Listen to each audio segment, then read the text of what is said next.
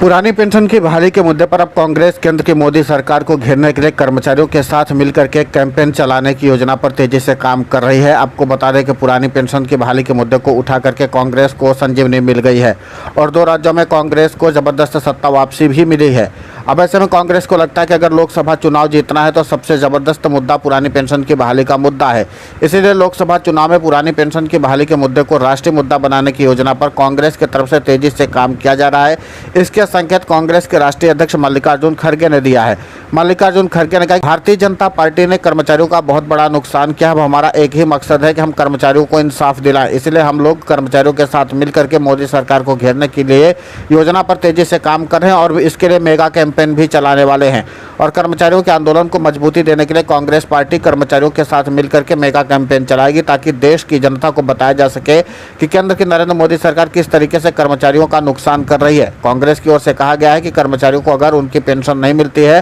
तो इसके नाते से उनके भविष्य पर खतरा मंडराने लगता है और इसके साथ कर्मचारियों का मनोबल भी गिरता है। कांग्रेस का एक ही मकसद है कि पूरे देश में कर्मचारियों की पेंशन बहाल की जाए और कर्मचारियों के भविष्य को सुरक्षित किया जाए। हमारा मानना है कि इस बार के लोकसभा चुनाव में कर्मचारी साथियों को अपनी जिम्मेदारी और भागीदारी दोनों को मजबूती से आगे बढ़ाना चाहिए ताकि उनके आंदोलन को मजबूती मिल सके। कांग्रेस के अध्यक्ष मल्लिकार्जुन खड़गे ने साफ शब्दों में कह दिया है कि हम लोग कर्मचारियों की मुहिम को आगे बढ़ाने के लिए और उनके आंदोलन को एक नई दिशा देने के लिए पूरा सहयोग देने के लिए तैयार हैं, बशर्ते कर्मचारी साथी हमारे साथ जुड़ करके काम करने की योजना पर आगे बढ़ें। मल्लिकार्जुन खड़गे ने कहा कि हम संसदीय समिति के साथ होने वाली बैठक में भी पुरानी पेंशन की बहाली के मुद्दे पर सरकार का ध्यान आकर्षित करवाने के लिए पूरा प्रयास करेंगे, लेकिन मुझे पता है कि मोदी सरकार इस मामले पर बात तक करने के लिए तैयार नहीं होगी और अगर सरकार कर्मचारी की पुरानी पेंशन की बहाली के मुद्दे को लेकर के कोई गंभीरता नहीं बरतती है तो फिर आगे हम लोग लोकसभा स्पीकर ओम बिरला से सिफारिश करके मानसून सत्र के दौरान संसद में इस मुद्दे को प्रमुखता से उठाएंगे, क्योंकि नरेंद्र मोदी सरकार कर्मचारियों के हक को मार रही है और ऐसा हम उनके साथ होने नहीं देंगे। हमारा एक ही मकसद है कि इस बार कर्मचारियों का मुद्दा राष्ट्रीय मुद्दा होना चाहिए। आपको बता दें कि कांग्रेस अध्यक्ष मल्लिकार्जुन खड़गे का इस तरीके से खुले तौर पर कर्मचारियों के लिए ऐलान करना इस बात का साफ संकेत दे रहा है कि पुरानी पेंशन की बहाली का मुद्दा कांग्रेस के लिए सबसे महत्वपूर्ण मुद्दा होने जा रहा है। यही कारण है कि कांग्रेस पुरानी पेंशन की बहाली के मुद्दे पर अपनी पूरी ताकत को झोंक दी है। माना जा रहा है कि जिस तरीके से 2 राज्यों में कांग्रेस को इस मुद्दे को हवा देने की वजह से सफलता मिली है और सत्ता वापसी की है, उसकी बदौलत कांग्रेस अब इसके जरिए लोकसभा चुनाव भी जीतने का सपना देख रही है। और माना जा रहा है कि जिस तरीके से कांग्रेस पुरानी पेंशन की बहाली के मुद्दे पर अपनी सक्रियता दिखा रही है, उसके नाते से कर्मचारियों का विश्वास जीतने में भी कांग्रेस अब सफल हो गई है। ऊपर से कांग्रेस कर्मचारियों की पुरानी पेंशन की बहाली के मुद्दे पर प्रियंका गांधी जैसे कद्दावर नेता को भी मैदान में उतार रखा है।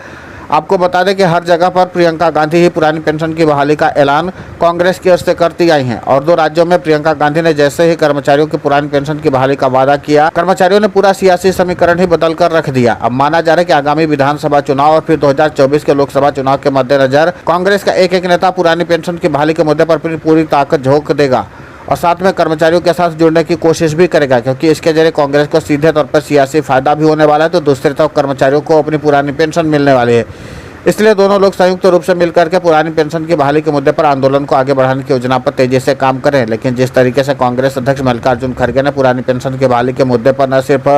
खुले समर्थन का ऐलान किया, बल्कि उन्होंने बता दिया कि कांग्रेस की ओर से पुरानी पेंशन की बहाली के मुद्दे को राष्ट्रीय मुद्दा बनाने की योजना पर काम किया जा रहा है और इसके नाते से कांग्रेस अपने सियासी समीकरण को भी साधने की कोशिश कर रही है। और इसके नाते से अब इस बार कर्मचारी किसी अन्य पार्टी पर ध्यान देने के बजाय कांग्रेस पर सबसे ज़्यादा भरोसा कर रहे हैं, क्योंकि जहां पर भी पुरानी पेंशन की बहाली के मुद्दे पर कांग्रेस को मौका मिलता है वहां पर कर्मचारियों के साथ जुड़ने में कांग्रेस जरा भी देरी नहीं करती। अब देखना ये होगा कि जिस तरीके से कांग्रेस अध्यक्ष मल्लिकार्जुन खड़गे ने कर्मचारियों का न सिर्फ खुला समर्थन किया, बल्कि उन्होंने पार्टी स्तर पर मेगा कैंपेन चलाने के लिए भी योजना बनानी शुरू कर दी है। उसके बाद कर्मचारियों की तरफ से इस मामले पर क्या फैसला लिया जाता है ये देखना दिलचस्प होगा। फिलहाल कर्मचारी के आंदोलन को गति देने के लिए देश की सबसे बड़ी और पुरानी पार्टियों में से एक कांग्रेस ने कर्मचारी का आंदोलन में एक बार फिर से जान फूंक दी, क्योंकि इस बार कांग्रेस की ओर से सारा प्रयास पुरानी पेंशन की बहाली पर ही टिका हुआ है। और आगामी 3 राज्यों के विधानसभा चुनाव में अगर कांग्रेस को सफलता मिलती है और बीजेपी को हार मिलती है तो फिर इस मुद्दे को राष्ट्रीय मुद्दा बनने में बिल्कुल देर नहीं लगेगी, क्योंकि इसलिए कांग्रेस की ओर से सारी कवायद की जा रही। कांग्रेस इसी के जरिए